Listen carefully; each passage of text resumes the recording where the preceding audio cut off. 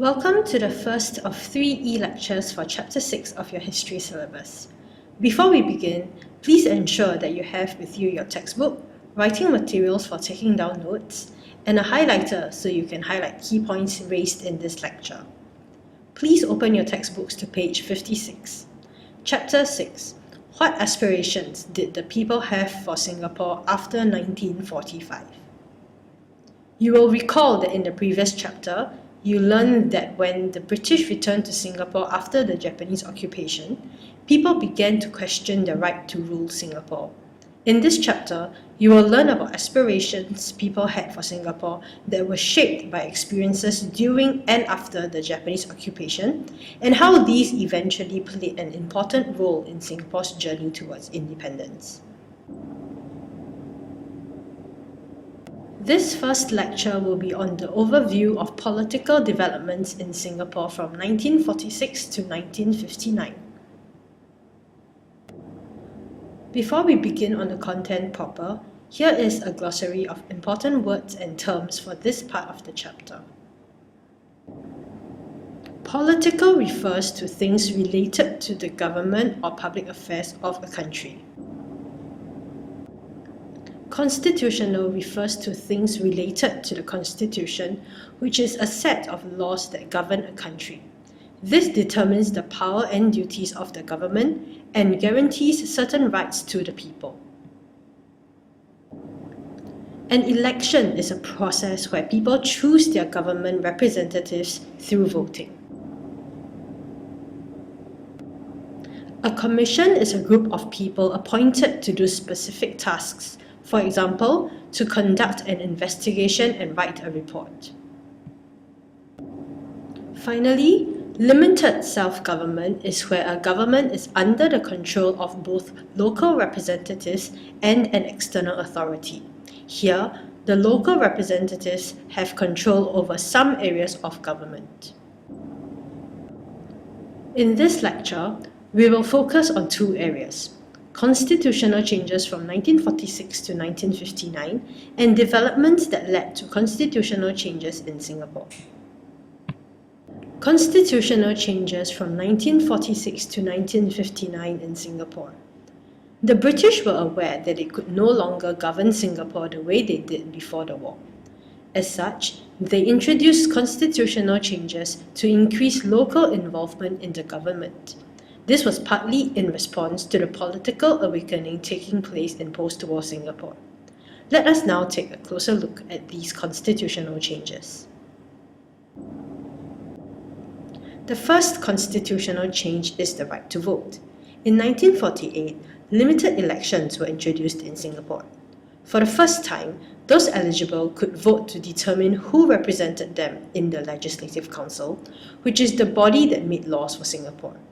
Elected representatives of the Legislative Council could raise concerns about local issues. Here is how an election process in Singapore is like. First, people with similar ideas on how the country should be governed come together to form a political party. Parties participate in elections so as to become part of the government. Once in government, political parties will be able to implement its ideas. Candidates from different political parties will then try to gather support from the people. In the lead up to elections, they will organize rallies to share their ideas in order to gain the support of the people. Candidates also gather support by interacting on a personal level with the people. They do this through walkabouts and home visits in areas they are contesting for. This way the people feel like these potential leaders are one of them and that they understand and care for them. On election day, voters cast their votes for a political party. Based on what they have learned through election campaigns, each voter will vote for the party he or she believes would best represent their interests and serve them. Thereafter, the candidate which receives the highest number of votes in each geographical area or constituency gets elected as a representative in government. The party with the highest number of elected candidates in government wins the election. Each election in Singapore after 1948 saw a larger number of eligible voters. This was especially so after the Citizenship Ordinance was passed in 1957, as it made it easier for people who were not born in Singapore to become citizens, and as citizens, they had the right to vote.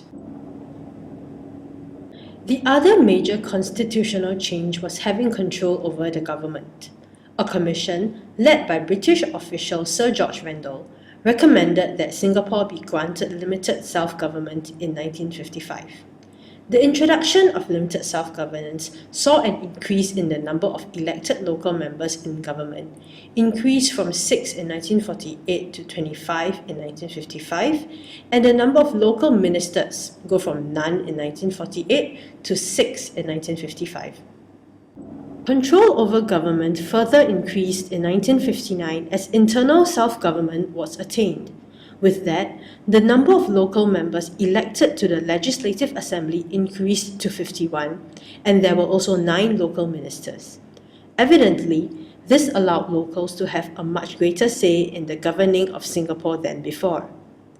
The areas of responsibility under local control also increased, such that by 1959, education, finance, health, housing, trade and industry, as well as law and labour, were under the control of and managed by local ministers.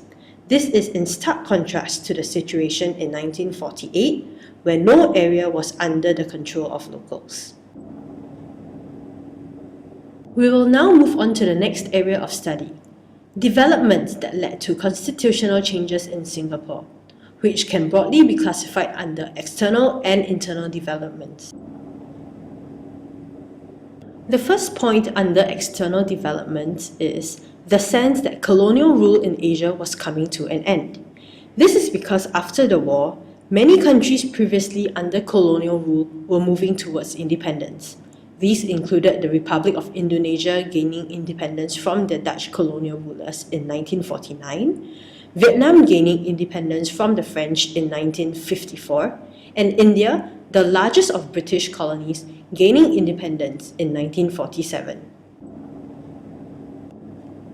Another external development is the rise of communism after World War II. Communist ideas originated in the 19th century with the writings of German philosopher Karl Marx. He believed that if there was a large gap between the rich and poor in a country, the poor would rise against the rich and overthrow the government. As such, a new government would be formed such that the government controlled all means of production and no one could own a business. All goods produced will be allocated to people based on their needs, so there will be no inequality. This was, of course, at odds with the capitalist system where people could own their own businesses and were free to buy and sell goods. The first communist state was established in Russia in 1917 after the emperor or the Tsar was overthrown. Thereafter, Russia helped to set up communist parties in other parts of the world. The Soviet Union was formed in 1922 with Russia and some of its neighboring communist states. Communist ideas spread throughout the world and communist parties were set up in many countries. Closest to home, the Malayan Communist Party, the MCP, was set up to spread communist ideas in Malaya and Singapore. The Cold War developed after World War II, where the world was increasingly split into two blocs: the Communist bloc, led by the Soviet Union, and the Capitalist bloc, led by the United States. Their opposing ideology resulted in intense rivalry as they each wanted to spread their ideas and influence, while threatened by the other, worried that the opposition would gain in power. The British feared that communism is seen as a way out for colonies as they struggled to gain independence. This fear was heightened after communists emerged victorious in China in 1949, as the British were worried that Chinese immigrants in Malaya and Singapore would be influenced by communist ideas from China. This was warranted as some people in Malaya thought communism offered ideas for resisting British rule. The MCP had previously earned the respect of people having been involved in resisting the Japanese in the form of the Malayan People's Anti-Japanese Army, the MPAJA. They felt British rule should end immediately and attacked rubber plantations and tin mines in Malaya to threaten the British. In Singapore, the MCP tried to spread their influence to trade unions and Chinese medium schools to stir up feelings against the British, resulting in the declaration of a state of emergency in Malaya and Singapore.